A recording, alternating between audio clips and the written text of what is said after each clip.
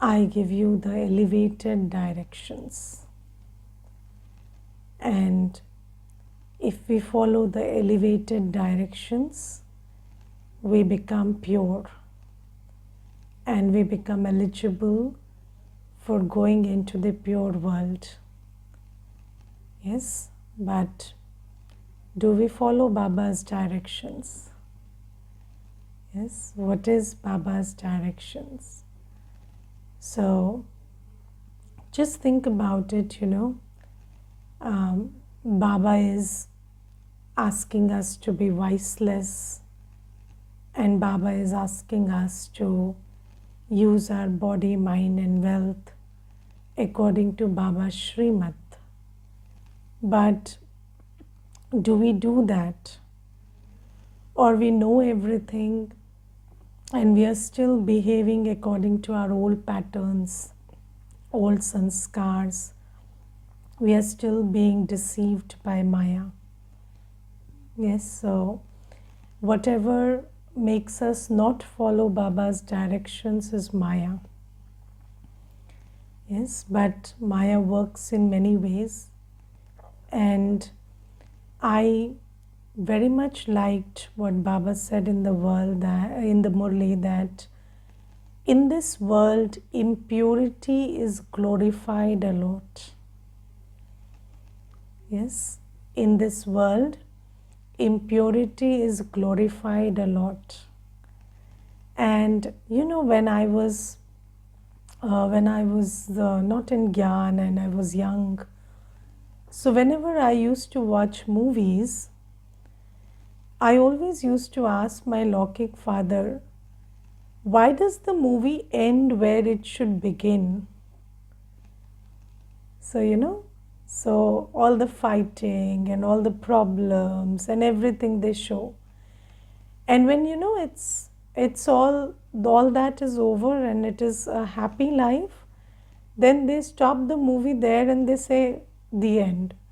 So I always used to tell him, I want to see beyond this. What happens beyond this? So he used to say, I don't have an answer to that.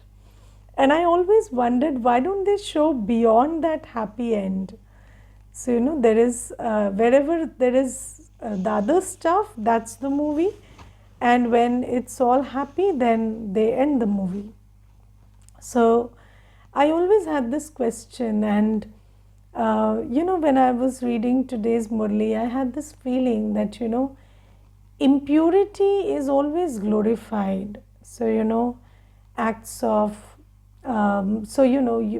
people think that when something is lustful and there is violence and there is the play of greed and attachment and ego going on, that story is interesting. But if there is none of these vices, then it is boring and it doesn't make any news, or it doesn't make any gossip, and it is not entertaining. But Baba says that that's what Maya has taught us. And in this world, all impurity is glorified. And not just that, impurity is not only glorified in the movies or in the media, but everywhere. You see, in the stories we read, in all the creative work that's done, even in the scriptures, religion, everywhere impurity is glorified. So even when you're watching a mythological work or you're reading a scripture, which part do you enjoy most? When God is getting emotional in that. So you have these scenes in the Ramayana and in the Gita where God is getting emotional, and you like that. So you like all emotions. And in the blessing today, Baba talks about ek ras and other ras. So when there is, Baba says, when you are with the truth, when you're pure, then you have only one state of mind, which is peaceful, pure and stable. But do we like that peaceful, pure, stable state, or we want to enjoy every emotion and this and that? And these days Psychology tells us that you should be able to feel every emotion. So, they will draw pictures of what sadness looks like, what anger looks like, what irritation looks like, and then they will teach you that you need to know all these emotions and experience all these emotions. But Baba says, no, there is no need for emotions. You only need pure feelings, all the time, uh, feeling pure, stable, peaceful, joyful inside. That's what you want to feel. You don't want to feel the other kind of emotions. So there's a difference we make between feelings and emotions. So feelings come from the soul consciousness, feelings of purity, love, joy, happiness, and these are very stable in nature. There is no up and down, there is no instability.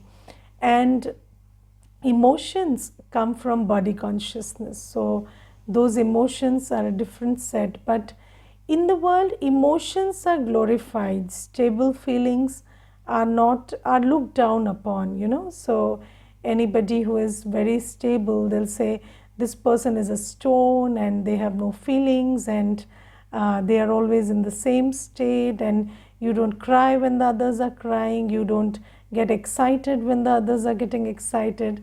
So that's looked down upon. So that's how the world is training us to be.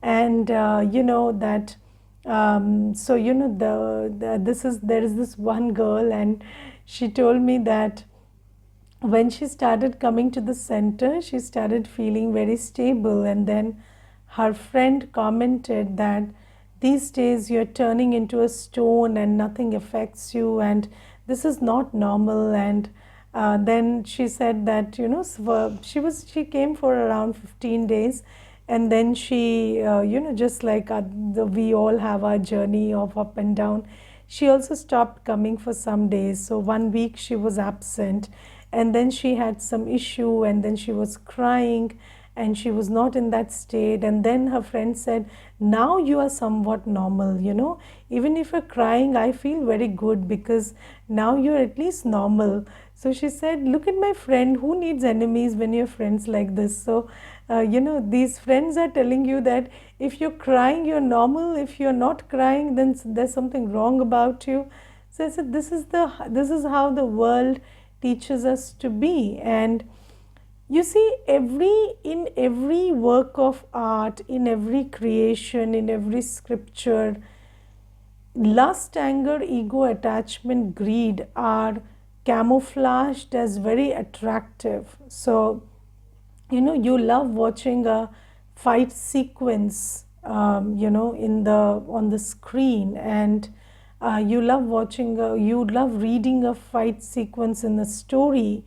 But do you understand that a fight sequence in reality is not something that feels good? But in the world also, I think, we have this learned attitude towards violence and lust, because we are trained to feel like that. And then people have a fight, and sometimes they start enjoying that also. They also start saying that, we fight together, we love together, we live together, we fight together. But what is so beautiful about fighting together? But you are always talking about, glorifying your fights also. And then look at how much stress is glorified, or how much tension is glorified. And these days, it's very fashionable that you're wearing a suit, and you are power dressed, and then you are saying, I'm stressed, and that's a sign of a successful person. So if I asked you to draw the image of a successful person, what's your image of a successful person? Somebody who is, dressed in a pantsuit, and then that person is very stressed and with a hand here, and then they are saying, I have so much to do and so less time. So that's the sign, that's the image of a successful person. So now you think about it, we all know about the law of attraction. So what are we attracting?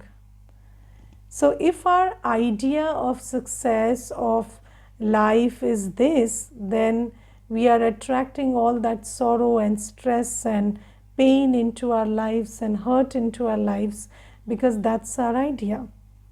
And then Baba says that be pure. And Baba says that don't fall into the trap of lust, anger, ego, attachment, and greed. Baba says all acts of lust, anger, ego, attachment, and greed, whether they are done in the mind, whether through words, whether through the body, whether your money goes into that or your time goes into that, all of that is creating sin. But this is very different from the world, because in the world it's a different story and here it's a different story. And this is why, and then Baba says that if you want to be pure, then the method is to every day listen to the Murli, pay attention to the Murli. Murli is the first thing. So, Murli is the mind of God, Murli is the first thing. So, paying attention to what Baba is saying and noting it down in your buddhi and churning over it, that's the first thing. And then Baba says, take out time in silence and just detach from the body and sit in Baba's remembrance and sit with the purifier and come to that experience that you are like Baba, you are a pure soul. And then Baba says, also, very consciously make choices that are not based on vices. So, make choices which are pure, choices of pure food, choices of pure lifestyle, choices of pure words. So make these choices. And then Baba says, and if you are really becoming pure, if you have the aim to be pure and you're becoming pure, then the sign is you will become Baba's helper. Yes, because if you look at it, where is all our body, mind and wealth going? It is going into impurity. Yes, impurity is like a big well, and a big well where you throw everything and it goes down and just vanishes and nothing comes out of it. So in this big well of impurity, you're throwing away all your body, mind and wealth and receiving nothing. Yes, so you are running after, you're spending your time, your thought, your energy, your money, everything, because an impure soul is into the pursuit of happiness, pursuit of peace, but they are doing that in the old world. And then the old world is like this black hole which sucks all your energy, your time, your thought, your money, but it gives you nothing in return. But an impure soul will always try to, again wander into the old world and seek everything there. So that's the sign of impurity. And Baba says, so Baba today makes a distinction between stepchildren and real children. And Baba says, real children are those who understand that if I did what Baba said, then I would become pure. And then they do what Baba says. So everyday Murli, everyday yoga, everyday making choices which are pure. So this is something. And do you know that the most important virtue in this Brahmin life is consistency. So, we are, and not consistent every day. Consistency is something that has to be ensured every second. Yes, every second. And today Baba says drama is designed second by second.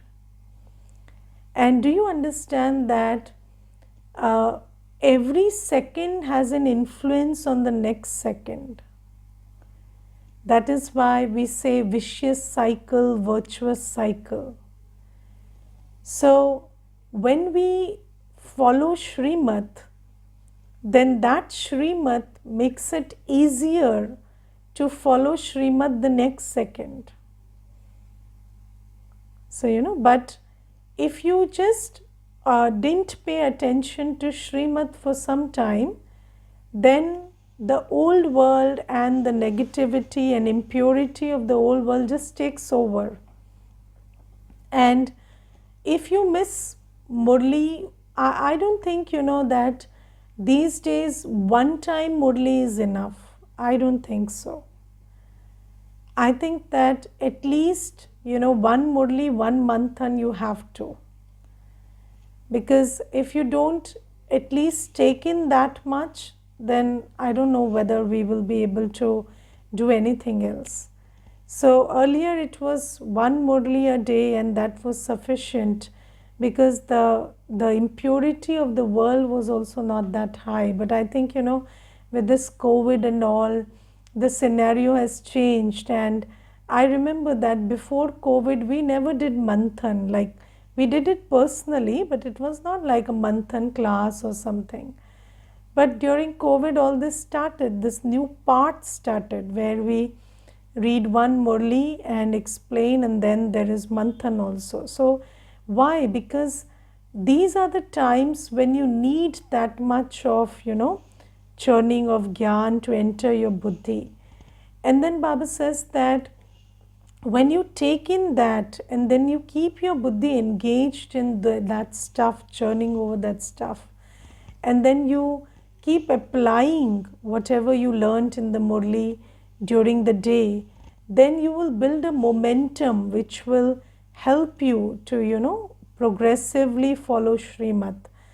And if for 1 hour, so these days our spiritual frequency is such that the pull of negativity is such, or the impurity in the world is such, that 1 hour you don't pay attention to your to your mind, or 1 hour you just engage in speaking, listening, engaging in the world, then that will spoil another 7 days. So 1 hour of not following Srimad can take you very down.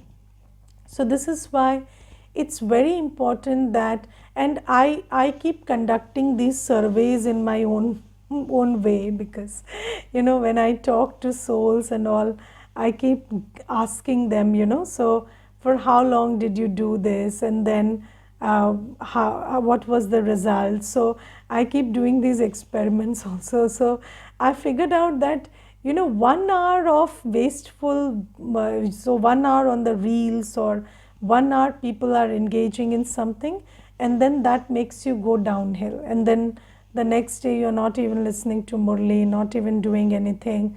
So that is how this is going on.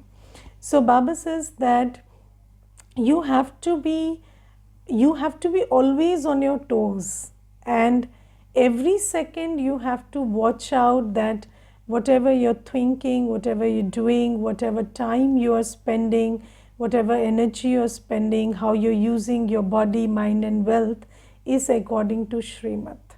And when you do that, that's the way to be pure. And when you become pure, the sign of it is you become Baba's helpers. So impure need help, pure become helpers. That's the law. So just ask yourself one question: where am I? Am I in the state where I need help, or am I in the stage where I have become a helper?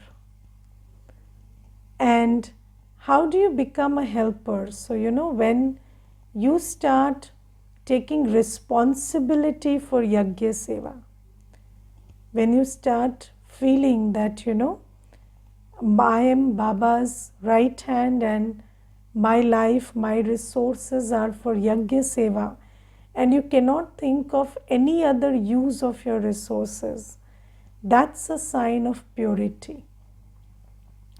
So purity doesn't mean that you make a choice or something. It becomes a natural choice for you, that what will you do with your body, mind, and wealth? You will use it for seva only. So that's the kind of a shift that happens, because when you're impure, everything in the world deserves your body, mind, and wealth. Yes, so you feel that everything out there, every garbage is calling out to you, and you need to invest in that. And when you're pure, you just know that this stuff is not for me, and I'm meant for this, and I want to do this. So it's like it becomes a natural choice. So sometimes people say that um, so we made this choice. So there was this one brother who said that you people make this choice of doing seva and surrendering your life, and that's a big choice. So I said, but it's a natural choice that comes naturally. It's not something we do, something that we have to use a lot of willpower for or any power for. It's just come naturally, because when you keep following Shrimat, it keeps purifying you. And then when you become pure, what else will you do with your life? You will become Baba's helper. So the pure will always like to be with the pure, with the ocean of purity. So that is the sign of a pure soul. So Baba says that, and sometimes, when we don't understand this, we think that we are becoming pure, but just ask yourself, where is your body, mind, and wealth going? Is it going into Yajna Seva, or is it going into the world? If it is going into the world, then that's not purity. That's not purity. So, because we sometimes, children think that I'm using all my time and energy and everything in the old world, and I'm a pure soul. But why do you choose one over the other? Why don't you choose the benefit of every soul? And why do you choose physical benefit over spiritual benefit? Why do you make these choices where you say, my children should go to school and that's my responsibility, and not that world seva is my responsibility? Because you're still bound by attachment. So, if you are still, so if you're pure, you will have an unlimited intellect where every soul is your brother and serving them is your duty. But if you think that only the 5 people in the family are my duty, or my job is my duty, and the others are not my duty, then that's a sign of impurity. Body consciousness is a sign of impurity. So when you think about world seva, when you think about the spiritual seva of the world, then that's what is a sign of purity. Yes, and I remember, there was, you will have these moments in your journey where you will have to make a choice between the limited and the unlimited. So, it's so seva, there is need for seva also, and then there is a personal need also, like maybe one family member needs your time, and then there is some time you have to devote to seva. So let's say I ask you to do some seva, and then that seva needs time, and then at the same time one family member also needs time, some member of the Lokik family. Then who will you choose? That's the question. So, you will choose where there is more benefit. So, when you do Vishwa Seva, obviously the punya karma you earn is much greater than when you serve one soul. But why do you choose that one soul over so many? Because you are attached to them. So, that's not a sign of purity. So, when we studied economics, there was this concept of opportunity cost. So, what is an opportunity cost? An opportunity cost is when, so let's say you get a job and that job pays you 1 lakh a month, and then you are already in a job which pays you 1,20,000 a month, right? So if you leave this job and join the new one, then what is your opportunity cost? 1,20,000. So you're giving up 1,20,000 to get a job of 1 lakh. So your opportunity cost is higher. So in the cost benefit analysis, the opportunity cost becomes higher, right? But when somebody is earning 10,000, yes, or they are jobless, and then they get a job for 10,000, then what is the opportunity cost? 0. Yes, so then they should take up the 10,000 job, because in the cost benefit analysis, it is very important that you calculate the opportunity cost, and then you see that what you're getting now is greater than the opportunity cost, so that's beneficial. So let me give you a very simple example. So there was this one brother, and I asked him to make tickets one time, and he asked me, how do you want me to make tickets? Go to the counter or do it online? So I said, however you choose it. So he said, what's the difference? So I said, maybe you have to pay some internet charges or online booking charges when you book it online, and if you go to the counter, then you will spend some time, but those charges won't be there. Yes, and then you will get tickets which you can cancel very easily over the counter and all.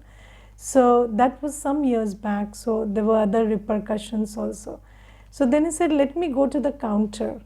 So I said, okay, you go to the counter, but why did you make this choice? So I said, because I have nothing better to do in that time. So I might as well go to the counter and save at least, even 10 rupees I save, that's a saving, because my time is not being used in any way at that time, right?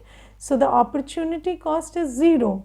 So whatever you are getting is a bonus, right? So even in seva, we calculate like this. So let's say, somebody is asking too many questions, and then I have a class which is pending, and that class is waiting, and then in that class there are 60 souls sitting, and this is one person asking too many questions.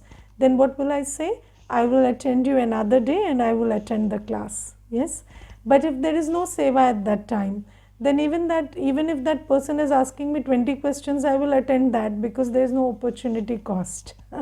Yes, so this is the concept of opportunity cost. Now Baba tells us that when you come to Baba and you realize what your body, mind and wealth is worth. So do you understand that earlier there was no opportunity cost? So we kept using our time, thought, energy, body, mind and wealth for what? For wasteful things, because we didn't know better. We didn't know how to use it better. But now we are in Sangam Yuga, and all of this can be used for world seva.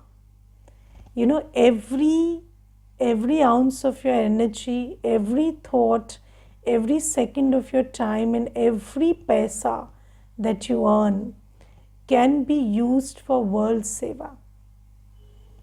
And every time you do it on Srimad, it's doing world seva. It's doing spiritual seva of the world. So this is why Baba says, when your intellect gets cleaned of all the I and mine, and you become pure, when the vices are not dictating you, then you realize that whatever you have is such a big asset, your talents, your specialities. Just think about the beautiful songs that you hear, yes, those that connect you to Baba. What is that? That's just a soul who knows how to sing and has offered that quality to Baba. Yes, you look at all the technology that's being used in the yagya. So that's just the contribution of souls who have technical know-how to Yajna Seva. You look at the India One solar plant, what's that? That's the contribution of souls who have scientific know-how to Yajna Seva. And just imagine how much of work is being done through them. So Baba says, just think about, how people are just wasting their everything that they have after desires and after impurity. And here you have this talent, and whatever you have, you can just use it for benefit of the world by joining hands in Yajna Seva. So Baba says that this is the sign of a pure soul. So when you start becoming pure, you understand the opportunity cost of your body, mind and wealth. So, and this happens when you keep following Shrimad. So, Shrimad, every step that you take on Shrimad opens the locks on your intellect. And when the locks on your intellect are opened, then you start seeing what you couldn't see earlier. Then you start seeing you start seeing the importance of what Baba is saying. Yes, so that's the sign of a pure soul. And in the world, only impurity is glorified. And there was this, I remember there was this one person, and I was asked, we were looking out for a place on rent for the center, and there was this fellow who had a big house with a big hall, and I was really interested to take that on rent for Seva. And then, this person said that I will give my house to any chief, any thief, dacoit, anybody, but not anybody who is, into spiritual stuff. So I have a lot of mistrust with these sadhus and gurus, and I will not give my house to any spiritual any person who smells of spirituality, and I will give it to a thief and a dacoit or anything. So I said, okay, then let your wish be granted. So because this is the way, when Baba says this is the time of dharma glani. So what is dharma glani? So when people think that it's good if we throw away our stuff, or it's good that we use it for all the unrightful purposes, but just using it for Yajna Seva doesn't make sense to them. Yes, so that's the time of dharma glani, when everything noble is looked down upon.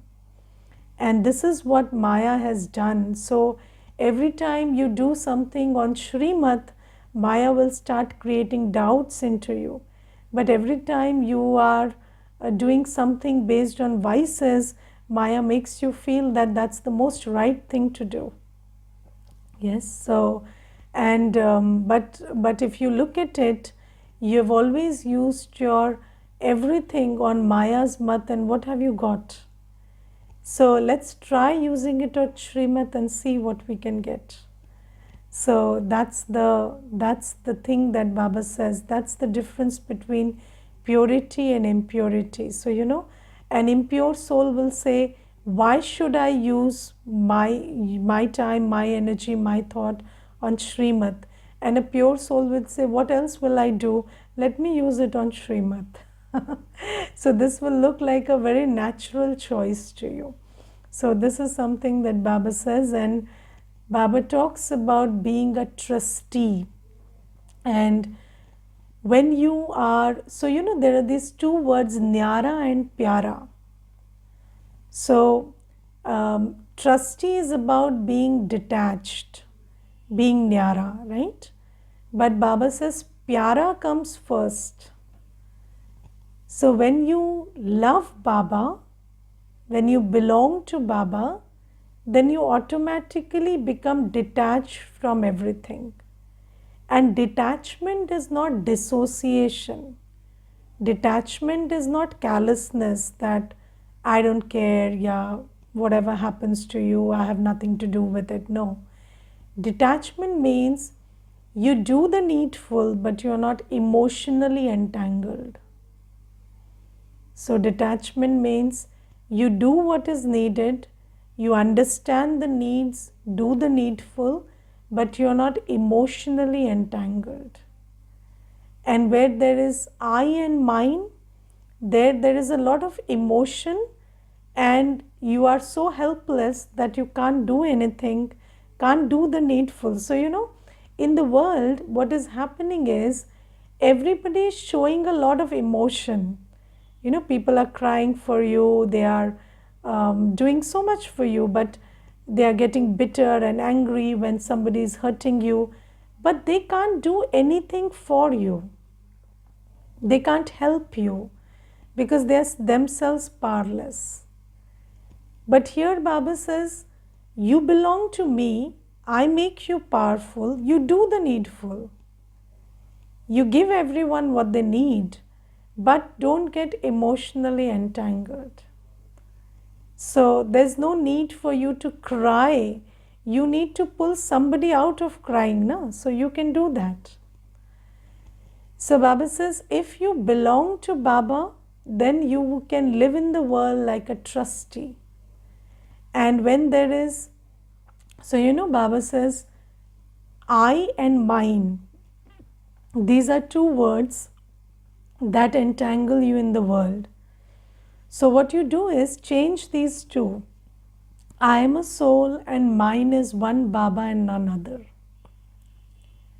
So when I am a soul and mine is one Baba and none other, then I have an indirect relationship with everybody and a direct relationship with Baba. And then what happens is you are a trustee. So you behave like a trustee and you take care of everything, but you're not emotionally entangled. And then Baba says, a trustee would be constantly light and always in the ascending stage, because you're doing good karma, so that will make you ascend, and because you're not emotionally entangled, so you will stay light. Do you get heavy during the day? So do you feel this, heaviness of the mind and the heart during the day? All that is because you're not behaving like a trustee. And then Baba says, there would be no consciousness of mind and no waves of sorrow. So trusteeship will save you from all the unnecessary entanglement in the world. But for becoming a trustee, you have to surrender to Baba. Yes, so you cannot become a trust. So what people are doing these days? They say, I want to be entangled with the spouse and the children, but be a trustee for the mother-in-law. That's not happening. That's not happening. You can either be, because love and attachment and hatred, they go hand in hand. If you attach to someone, you cannot be loveful to the other. You will either be attached to them or hate them. So if it's, you love the spouse, you love his children. Yes, so that love is not love, that's attachment.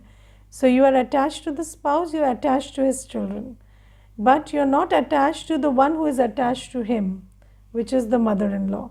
So then you hate them. So these vices, they go hand in hand. So these are the pairs of opposites that they exist together. So Baba says, when you only love Baba, you're not attached to anyone, then you can be loveful to everyone. When you are attached to only Baba, then you can be loveful to everyone. Okay? So Baba gives us all the formulas, but it is for us to put it into practice. Only understanding will not help. You have to do also. Okay, Om Shanti.